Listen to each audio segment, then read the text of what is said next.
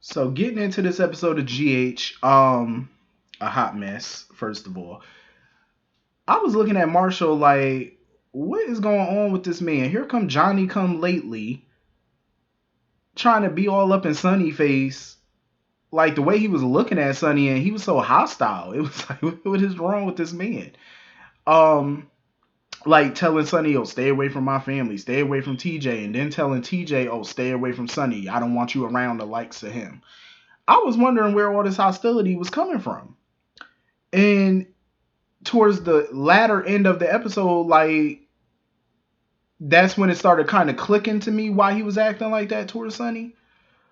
When Avery accidentally bumped into him and knocked his pills on the ground, Sonny picked up the pills, and when Sonny looked at him and kind of examined them a little bit, I think Sonny realized what those pills were, and that's why Sonny was like, "Oh, I'll see you soon." Um, if I mean, I kind of looked at the name on the bottle a little bit, and I believe, if I'm correct, those are anti psychotic pills. Um, I think that's what they are. I think those are antipsychotic. I think they call it what was the name of it? Risperidone.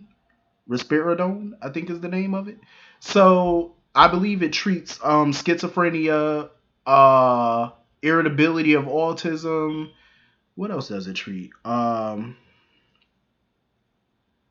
Bipolar disorder. Um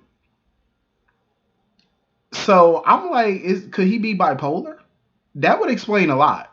It would definitely explain a lot. Like it would explain why he left the family all those years ago. Because at first, before I seen the pill bottle, I was starting to think maybe he could be in the mafia, low key. You know what I mean? Until I seen that bottle, and I'm like, oh, now it's starting to make sense. And why he gets so irritable with Curtis and stuff like that whenever Curtis keep asking questions.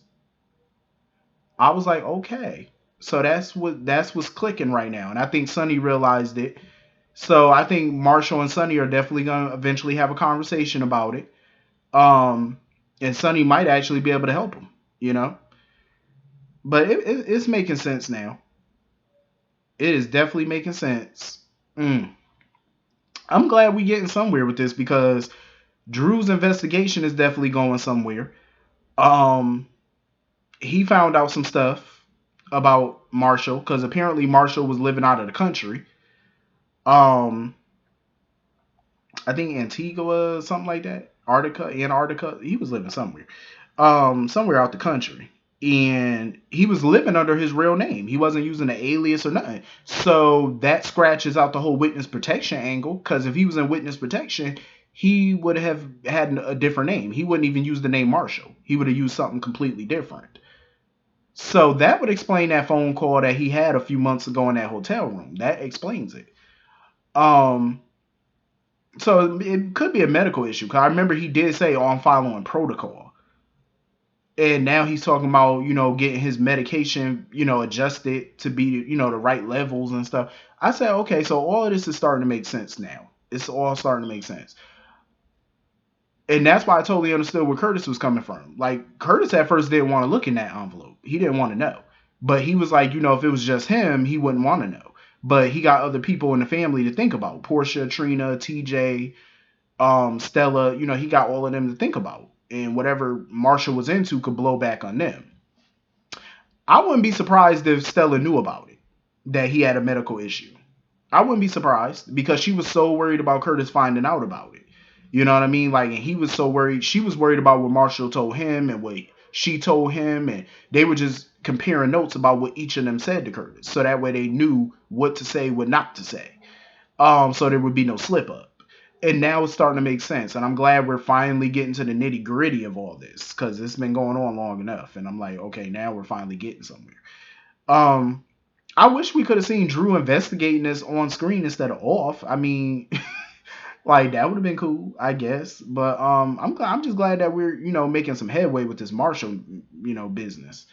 And hopefully, once it fully comes out what's going on with him, I hope somebody tells Epiphany before she gets too invested in him because I think she needs to know too, like what's going on with him. Um, so that way she's not blindsided and angry by it. I actually liked the scenes with Sonny and Ava because Sonny seemed very calm when he was around Ava. Like he had this calmness around him, like about him. He wasn't tense. or nothing like that. But I do love the chemistry with Maura West and Maurice Bernard. I mean, hands down, Maura West could literally have chemistry with a broom. She could have a scene with a broom and they would have chemistry. Like, that's how good she is. She just has natural chemistry, I feel like, with any and everybody.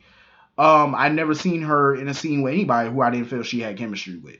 That she didn't have it with. She has it with everybody. Man, woman, child. She got chemistry with everybody. She just, she's a scene stiller. And that's what I love about Maura West. Like, she puts her all in the scene without even really trying. Like, she just does it effortlessly. Um, Sunny was not here for her foolishness. Sunny could see the manipulation all over her. Because that's all Ava do whenever she around Sunny. She try to manipulate something. Talking about, oh, you and Nina. And this. Ava, go sit down. Go sit down.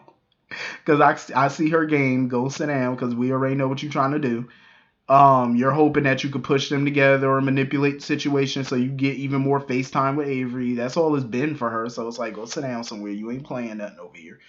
Um, and it was so funny because Avery was like, she wanted to go, she wanted Carly to come hang out with them or whatever. I'm glad Sunny reassured her and was like, listen, Carly, everybody's going to be a part of your life forever. Ain't nobody, it's good. He's reassuring her because that's what she need. This whole divorce is not easy on nobody, especially the kids. When you got minor children and stuff, it's not easy. So I'm glad, he was there to reassure her. So anyway, moving on from that, Laura, I don't know who snatched her body and took over, but I was not feeling that conversation that she was having with Esme. Laura from day one has been pretty much over Esme. Like, she always peeped her game since she met that girl. Now all of a sudden she was trying to stop her from leaving. Esme had her bags packed. She was about to go, and I'm just sitting here like, adios. I was happy. I said, bon voyage. Don't let the door hit you with a good Lord split you. Goodbye. And here go Laura. Oh, I think I have a change of heart about you. No. Laura, you were doing good. Well, I don't know what this change of heart is. Talking about I seen growth in you. Laura, stop it. You do not see growth in her. Please stop it. I was so disappointed in that scene. I said, no, Laura, no. Please tell me Faison came back from the dead and brainwashed you or something. Because no. What growth have you seen of her? That girl, she manipulates people and she's obvious about it. And that's the sucky part, how people can't read her. Like, not everybody know how to read this girl, and that's sad. I'm like, these people have been around for decades, dealt with way worse than Esme, and yet you're letting this obvious girl play you? Like, this girl is super obvious that she's manipulated, saying all the right things, trying to put on that victim face, and Laura was falling for it. She was yucking it up. I said, oh, no. No. Not Laura. Of all people. After everybody she done dealt with in her life, and you can't see through all that Maybelline? Come on now. No. I'm going to need Laura to step her game up, because I'm like, absolutely not. No.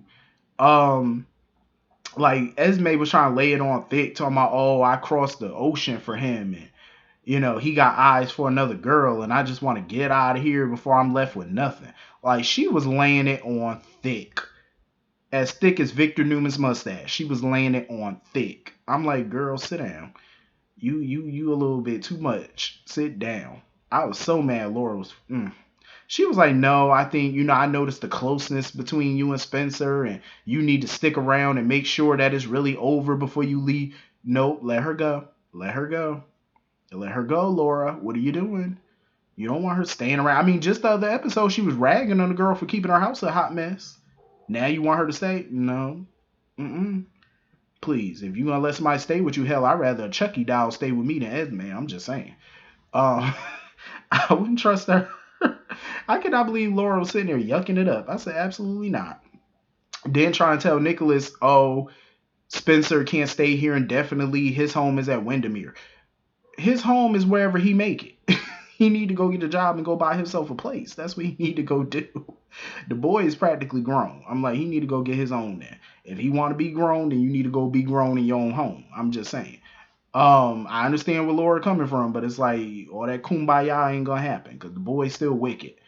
Um, it seemed like Spencer was turning over a new leaf, but I wouldn't trust it after today because he was sitting there, having a little chess game with Ryan of all people because Ryan wanted to talk to him. Well, he wanted Harmony to talk for him.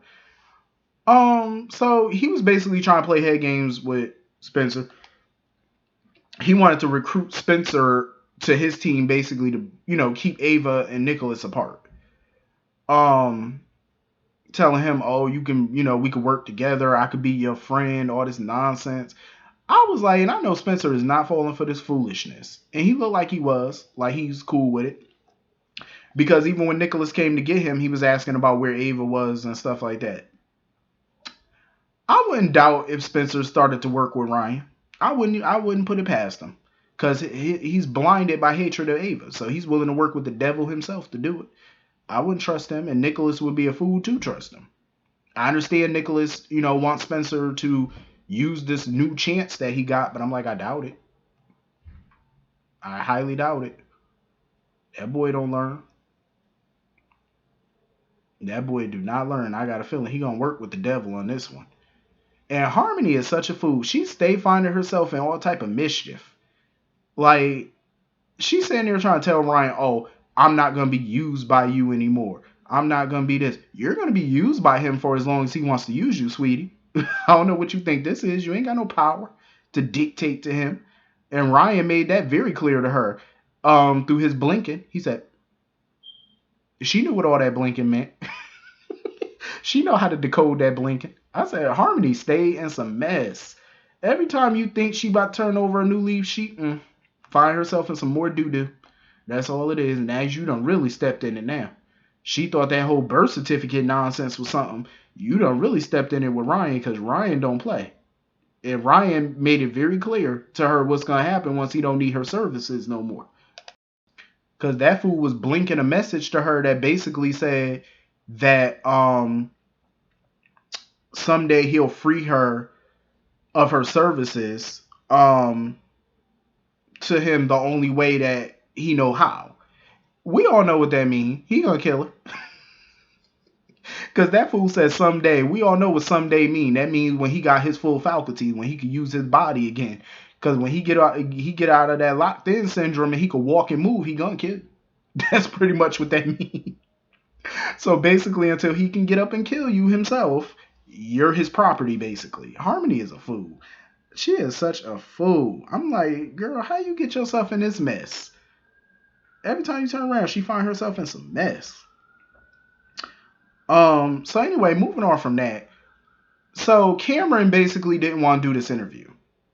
He felt like him and Jocelyn should just lay low and, just let this blow over. I'm like, what planet do this boy live on?